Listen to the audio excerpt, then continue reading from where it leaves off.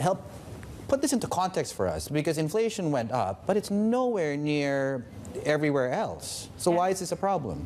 I agree. If I look at the inflation data, what concerns me is not so much on inflation side, but the signals on demand, really.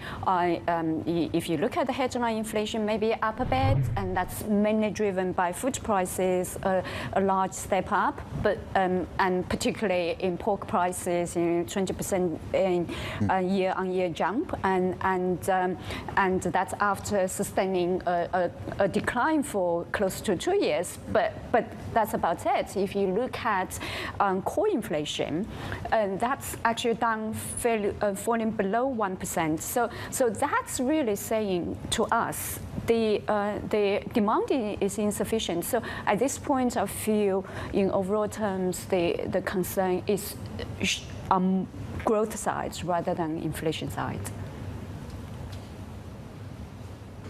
And yet, it was still worth a mention in the quarterly monetary policy report from the PBOC about these inflation risks. I have to wonder, in terms of a policy front, then, does that mean that there's still more room for them to stimulate, or now that they're leaning a little bit more hawkish, there's much less room for that?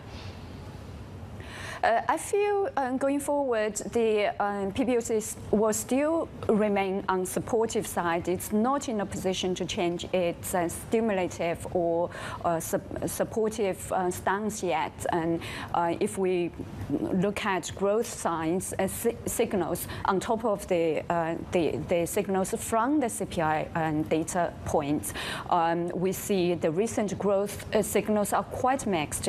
Yes, we have pretty strong exports, but then on the other hand, the manufacturing PMI unexpectedly fell into contractionary territory, and we've seen recently mortgage boycotts are adding to fresh property market issues. So we feel going forward, the PBOC will focus still on growth and financial stability.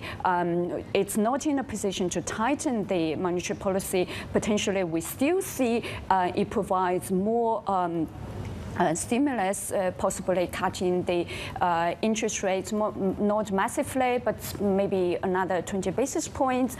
And at the same time, we think it's going to work behind the doors with various parties to resolve the boycott issues. It may be working with the local government, banks, other regulators, etc. But the growth and stability issues are the top priority at this point.